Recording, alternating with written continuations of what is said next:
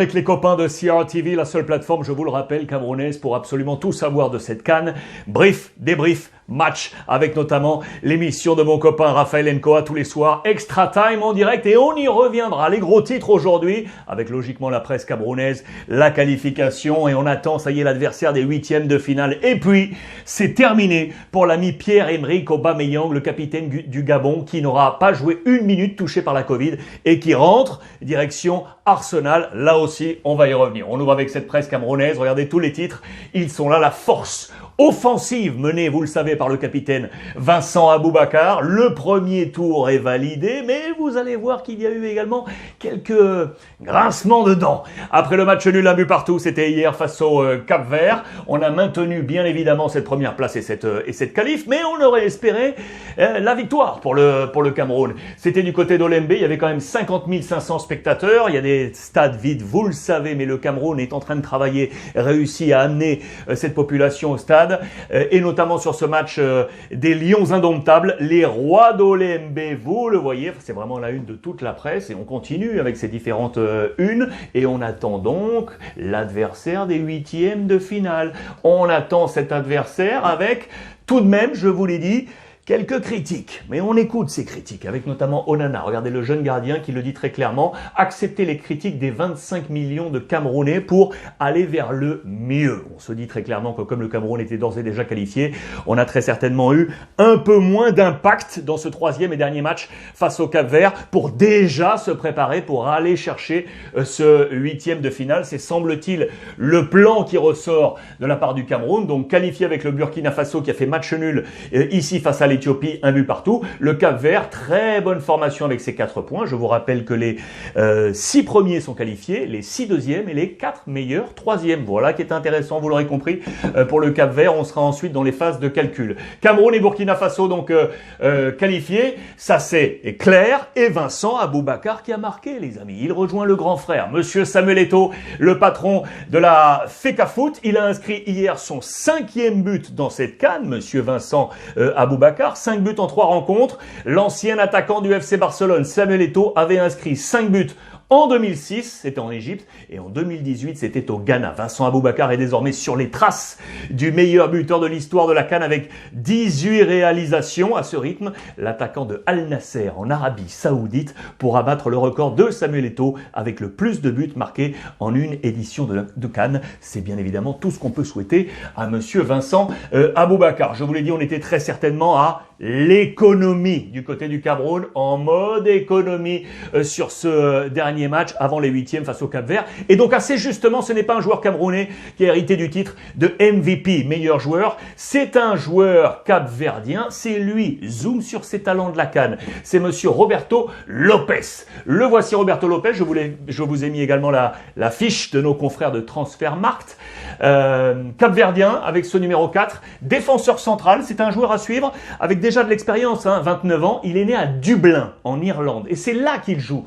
Notre ami Roberto Lopes, il a joué du côté des Bohemians avant de filer en 2016-2017 à Shamrock Rovers. Vous le voyez depuis le 1er janvier 2017 où il y a joué la Ligue des Champions notamment ou encore l'Europa League. C'est de l'expérience à 29 ans pour apporter à cette équipe capverdienne. Voilà ces noms qui résonnent grâce au talent du football de la Coupe d'Afrique des Nations. Monsieur Roberto Lopes. Attention, on passe au groupe. Très certainement le groupe de la mort, les amis. Le groupe E, avec notamment, vous le savez, l'Algérie et la Côte d'Ivoire. On est en difficulté des deux côtés, notamment, bien évidemment, du côté de l'Algérie, le tenant du titre, 4e et dernier de ce groupe, vous le voyez. Aucune équipe encore qualifiée. Je vous ai remis la presse d'hier, après la défaite de l'Algérie face à la Guinée équatoriale. 1 but à 0. L'Algérie chute du 36e étage, je vous le rappelle, en référence aux 35 matchs d'invincibilité. Au 36, on est tombé pour Jamel Belmadi. Et regardez la presse ivoirienne, les pendants, car attention, le message est très clair de la part de Super Sport. Éléphant, changez votre façon de jouer, sinon c'est la porte. Merci à Monsieur Emmanuel Johnson, comme d'habitude mon copain d'Abidjan qui m'a envoyé la presse du côté de la Côte d'Ivoire, et Issam Bouzerouata pour la presse algérienne. Merci à tous les deux les gars. Si on revient sur ces colonnes, c'est lacune que les éléphants doivent absolument corriger. Le message est très très clair de la part de la presse ivoirienne. Regardez même les anciens sélectionneurs, les illustres, hein. Lui, cet homme avait remporté la CAN en 1992 avec la Côte d'Ivoire. C'est monsieur Yeo Martial. Il s'exprime et il adresse notamment un message à monsieur Baumel, le sélectionneur actuel, pour lui dire il y a peut-être eu quelques failles dont vous êtes responsable. Monsieur Baumel, c'est le message lancé à la une de l'Avenir, presse ivoirienne, de monsieur Yeo Martial, le coach sélectionneur actuel, justement Baumel, qui est là, qui a fait le point, notamment sur l'infirmerie, avec un homme dont on attendait des nouvelles. Vous le savez, c'est Badra, le gardien, malheureux gardien ivoirien qui s'est blessé. Vous le savez, on a peur pour son genou, pour ses ligaments. Eh bien, vraisemblablement, selon le coach Baumel, on est actuellement sous contrôle. Sous contrôle, c'est le terme utilisé après les examens médicaux passés par le gardien ivoirien qui, dans le même temps, vous le savez, malheureusement, a perdu son papa dans ces dernières heures. Il faut savoir que toute la Côte d'Ivoire s'est ralliée à sa cause, bien évidemment. Et regardez, même le gouvernement ivoirien était présent auprès de la famille éplorée avec une véritable notion de réconfort. C'était une phase de deuil. Vous le voyez, le ministre des Sports, Dano Paulin, au centre ici en blanc, avec la délégation aux funérailles du géniteur de Badra Ali, le gardien de but de l'équipe nationale. Le support et soutien total, absolu pour Badra, et on a bien évidemment une bonne pensée pour sa famille. L'Algérie est donc en difficulté. Je reviens sur les pages algériennes. Regardez donc, ça c'était les papiers d'hier. On chute donc du 36e étage avec Jamel Belmadi qui est là. On n'abandonnera pas, on se battra jusqu'au bout. On a été impuissant offensivement. C'est le mal de l'Algérie depuis le début de la compétition. On n'arrive pas à marquer du côté de l'Algérie. Le groupe est peiné, je le suis encore plus. On n'a pas de complexe de supériorité. On respecte nos adversaires en référence à ce titre qu'on a entre les mains pour l'instant du côté de l'Algérie. Et donc ce troisième et dernier match, 6 synonyme de qualif ou d'élimination, sera donc face à la Côte d'Ivoire. C'est le choc de ce groupe E. La Côte d'Ivoire, c'est l'Everest pour nous, message de Jamel Belmadi. La bonne nouvelle pour l'Algérie, c'est qu'il y a des joueurs qui reviennent, et notamment touchés par la Covid, avec notamment Zerouki, joueur très important. Ça, c'était aujourd'hui dans la presse algérienne, le joueur de Twente qui va donc revenir dans les plans de Jamel Belmadi. Et en marge, il y a également on cogite avec le mercato. C'est peut-être pas au bon moment, mais ça fait partie du jeu. On est en pleine période également mercato, et notamment Belaifi, vous le savez, qui est sans club là. Il y a pas mal d'offres. On avait parlé d'une offre il y a quelques jours du FC Bâle, souvenez-vous. Eh bien, la presse algérienne nous dit que le joueur aurait eu une visioconférence avec l'Olympique de Marseille. L'OM pourrait être intéressé par Belaifi.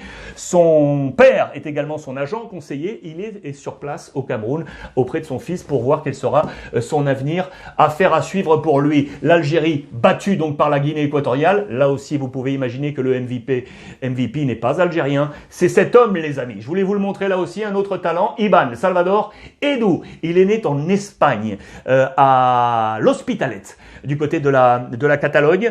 Il évolue aujourd'hui du côté de Fuenlabrada. C'est un joueur de 26 ans, 1m73, donc Guinée équatoriale. Il n'a évolué que en Espagne, vous le voyez, formé du côté de l'Hospitalet. Valence, Valladolid, Murcia, Leonesa, Celta Vigo B et donc Fuenlabrada. Vous le voyez aujourd'hui, toujours ces noms que l'on découvre grâce à la Coupe d'Afrique des Nations. Joueur offensif, il est à suivre également. Attention au Sénégal dans le groupe B. Attention au Sénégal et attention à son sélectionneur, car regardez, c'est la presse sénégalaise ça.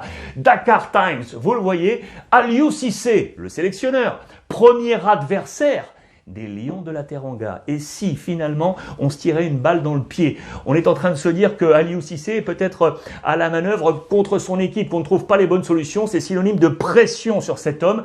S'il n'y a pas de qualif, attention quant à son avenir. Le Sénégal joue sa dernière carte, vous l'aurez compris, dans ce groupe. Attention également au Ghana. On est dans le groupe C, le groupe du Maroc, d'ores et déjà qualifié. Vous le voyez, Ghana est ici, devant les Comores avec 0 points. Ghana 1 point, Gabon 4 points. Le Ghana, obligation de résultat, c'est dans les colonnes de l'équipe, le quotidien national ici en France, sous la plume d'Hervé Penaud. Obligation pour les coéquipiers du capitaine André Ayou, affaire à suivre pour les Ghanéens. Ça va se jouer face aux Comores ce soir à 20h. Et en parlant de ce groupe avec le Gabon, l'information donc sur Pierre-Emerick Aubameyang et Mario Lemina, les deux hommes rentrent, ça y est, direction l'Europe, touchés par la Covid au tout début de la compétition. Aucune minute jouée pour Pierre-Emerick Aubameyang. Mario Lemina va rejoindre rejoindre l'OGC Nice. On s'est bien entendu tourné du côté de l'équipe vers Christophe Galtier, le coach de l'OGC Nice, pour avoir des nouvelles sanitaires de la part de son joueur Mario Lemina. Sans critère de gravité, regardez, d'après les premiers examens et le compte-rendu médical, il y aurait une inflammation du myocarde, ce qui arrive chez les patients touchés par la Covid, ce qui arrive assez souvent aux gens qui ont contracté la Covid, explique l'entraîneur du gym Christophe Galtier vendredi soir. C'est une inflammation qui va disparaître avec le temps. Combien de temps? Je ne sais pas, mais Mario va bien. Voilà pour Mario Lemina. Quant à Pierre-Emerick Aubameyang, 32 ans, il va donc rejoindre Arsenal.